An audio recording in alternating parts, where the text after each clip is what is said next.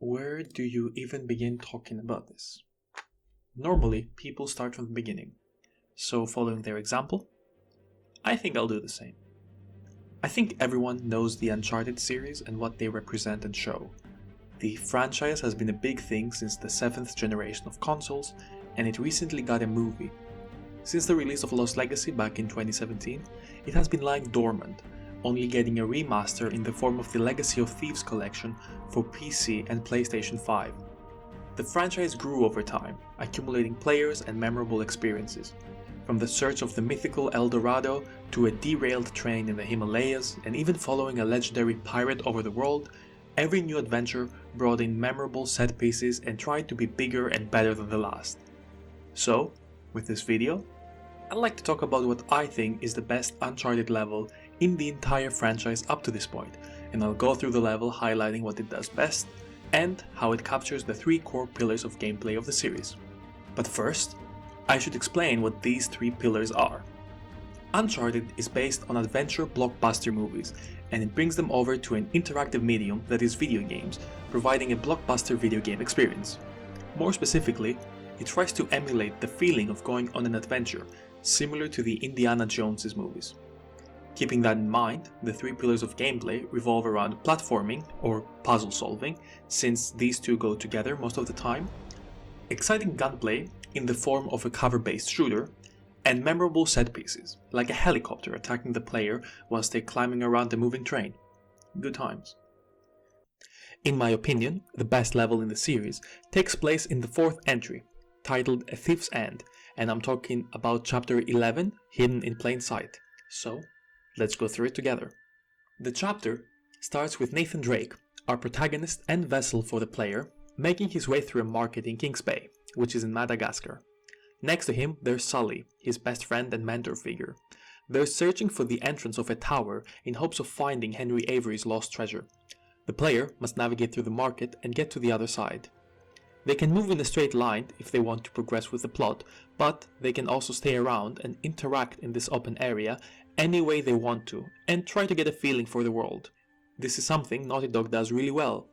Environmental storytelling, from the meat market to the stalls with vegetables and fruits, further down the market stalls to get clothing and shirts, and lastly the upper areas of the market where you can buy food, everything is laid down in such a way that makes them stand out, but also blend well with the rest of the environment, creating a sense of immersion and a believable virtual space.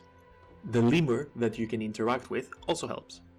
Remember that Uncharted is supposed to be a globe-trotting adventure, so it's important that the more exotic parts of the world are represented in a believable manner.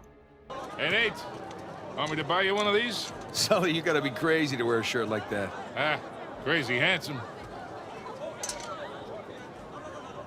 After the player has made their way through the market, they reach this clock tower and they get inside. Once there, they activate a mechanism and the first puzzle of the chapter begins. The player needs to ring these 4 bells in order, and to do so, they must navigate the gears and windows of the clock tower. This is a way that Naughty Dog blends in the navigation with puzzle solving. We can see a variety in the obstacles as well, such as the counterweights that move down when the player is on them, raising the other up, so they basically need to jump between them in order to get higher. We can also see the moving gears that the player needs to jump up on, and of course a moving pendulum. While the player is making their way through the puzzle, some light banter from Nathan can be heard, which further communicates his character to the player. Another thing worth mentioning here is how Naughty Dog guides the player throughout the puzzle. If the player doesn't know what to do next, they can just open the notebook at any moment to look at the order they need to ring the bells in. Also, every time they ring a bell, the camera moves and positions the view of the player to the next bell they need to ring, so that the player will move there intrinsically. After they rung their 4 bells, they must climb even higher to ring the main one. There, the player can also just climb to the top of the building, to get a view of the city and all. I can practically see my house from up here. I really like the detail with the clock face that the player needs to move the clock pointers to get across. Like, the time is wrong and you can sit on the gears and it will cause the pointers to move downwards so that you can create a bridge to shimmy across. Once the bell is rung, a set piece is triggered and the player has to make it down safely, while the entire mechanism clock falls down. This is here serving 3 things. 1. To get the player down faster. 2, to make them get down in an exciting way, in case they were getting bored of all the climbing, and, to not just have the player repeat the whole level again. And 3, because it also builds up tension, which is a constant throughout this level. This is the first time that the action rises in this level. Holy shit!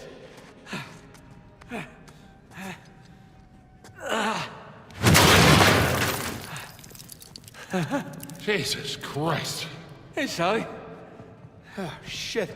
At least I got the door open, though. Once down, Nate and Sully come face to face with an elaborate mechanism housing the sigils of the legendary pirates they're on the trail of. They need to be rotated in the correct way to unlock the next set, each one ramping up difficulty. In order to solve it, Nate needs to interact with their paintings to find the correct pattern and then rotate the sigils in the notebook before moving on to the mechanism. That is repeated 3 times, so we also see the rule of 3 into the game. During this segment, there's also a Monkey Island reference, just something I really like. I don't recognize this guy. Looks a lot younger than the other pirates. Since it's been about 20 minutes of platforming and puzzle solving and the pirate plot has been progressing, it's time for a change of pace. Nate and Sully have their phones tracked by Rafe, the antagonist. He is also attacking Sam, Nate's brother, who is across the city. It's time to introduce the second pillar, which is exciting gunplay. Now, Nate and Sully are attacked immediately after emerging from the tower in the market. Since the player has already moved through the level, they are familiar with it, and the only unfamiliar element are the enemies. So, they will focus on them since it's the only thing standing out. Plus, their outfits are color-coded, so they're easier to spot that way. All the stalls here are distractible, and it works as a showcase for what the PlayStation 4 can do with particle effects and interactables. The enemies here aren't particularly difficult either. They're more of a warm-up for what comes later. Since the player hasn't been in a gunfight for the last 20 to 30 minutes, the first enemies are easy to deal with.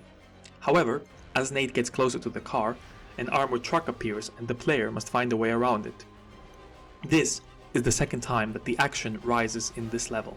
The way this area is designed makes for 2 pathways that are both viable, each with their own pros and cons. There's the direct way, which is shorter but it forces the player to take a lot of fire, or they can go around it, which is longer but more safe. No matter what they choose, enemies show up and the player needs to deal with them. Once at the car, they can drive away. And again, similar to the gunplay, since the player hasn't driven the car since the previous chapter, the first few turns have no obstacles besides the road to acclimate the player to the new mechanic. It also allows for the plot to progress, as well as the relationship between the characters, since Sully and Nate exchange some light-hearted banter. Hey, Nate, Yeah? we can never, ever come back to this. Add it to the list. Shortly after, the armor truck appears, which is a constant threat in this level, and it starts shooting at the car and the player. Now we come to the getaway part of the level. The player needs to keep on heading downhill whilst avoiding the car. This is where the third pillar of gameplay introduces itself in this level. Memorable set pieces. All the way down, the player is chased by the truck, and the way the level is designed allows for multiple paths. The player needs to keep heading down while avoiding the truck. There are 4 main routes and many alleyways spread throughout the level. The truck can only move along the main routes, and the alleyways are there for the player to use so they can get some reprieve from the gunfire. No matter what happens, at one point the truck blocks the last path, and they need to go down an alleyway and a market where they reach a winding road and again gain some reprieve from the truck. They get past this construction area and the truck comes back in an open market square, which the player needs to loop around to get to the next set piece. If the player knows, they will immediately go to the stairs, but otherwise, since they've been conditioned to follow the path down, they will find out that the way is blocked and need to go around. When they do, the camera will be facing the stairs, so they will unconsciously head there before Sully points it out as well. Now, the player can just follow the level, which isn't too hard since it's fairly linear. At the end, Nate jumps off the car and throws a hook onto one of the trucks chasing Sam and goes after them. This is the 3rd time that the action rises in this level. It also acts as a way to show the player that Nate throws safety out the window when it comes to protecting and rescuing someone he cares about. Nate is dangling from a rope and is being dragged alongside Mud, and he needs to get to the front of the convoy. Again, the way forward is simple and not complicated at all, since this is supposed to feel like an action movie, so the pace needs to be solid and good. The only obstacles are the enemies that are on motorcycles, trucks and cars and are shooting at Nate. This is where the memorable set-piece pillar intersects with the exciting gunplay one. The player must move along the convoy, jumping between trucks and cars and shooting motorcycles until they get to the front, where they can be reunited with Sam. The trucks are always going to blow up, since they are being shot from the enemies trying to shoot Nate. Cars and motorcycles will spawn endlessly until the player is forced to jump off the truck. Every time Nate switches vehicles, the camera will feature the previous vehicle in the background as it explodes, to further communicate to the player that this is an action-adventure type game.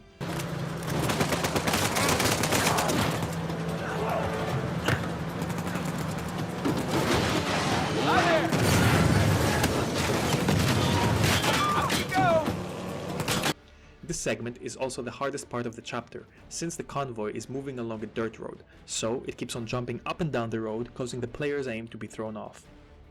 Once at the front, we see another glimpse of the brotherly relationship between the two characters before the armored car comes back and takes Nate out of the road, flipping the car.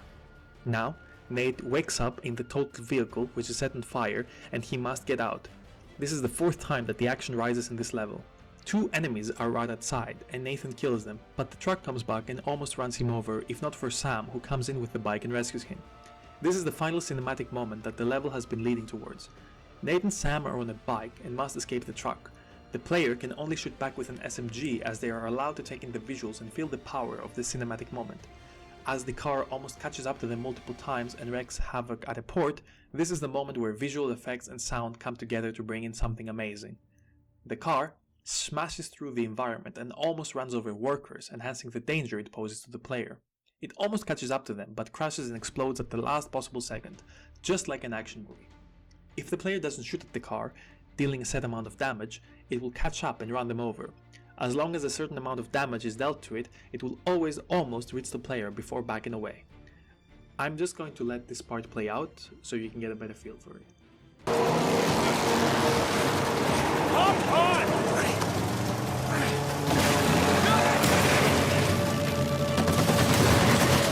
Here, take this!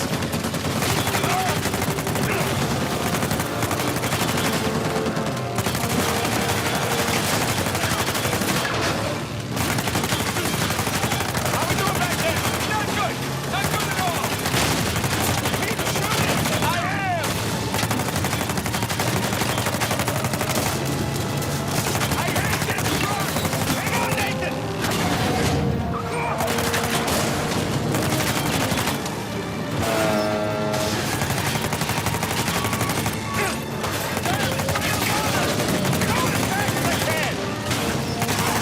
Gotta be close!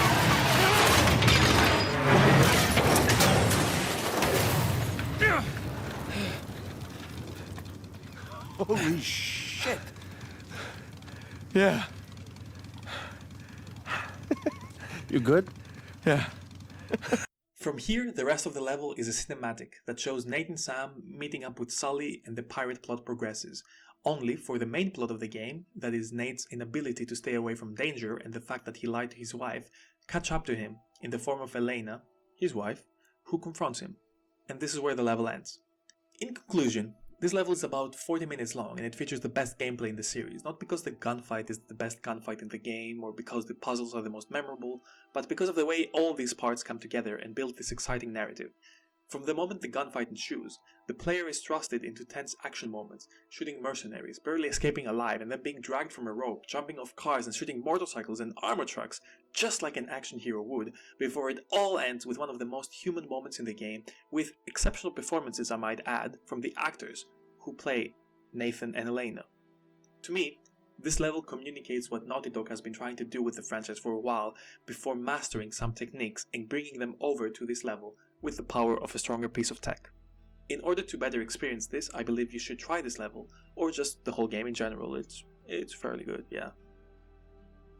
If you like this video, let me know in the comments and tell me if you'd like to see a similar style of video where I go through the quote-unquote best level of another gaming franchise. Until next time, if there is one. I'm sweating like a hooker in church. You brought a hooker to church? Why not?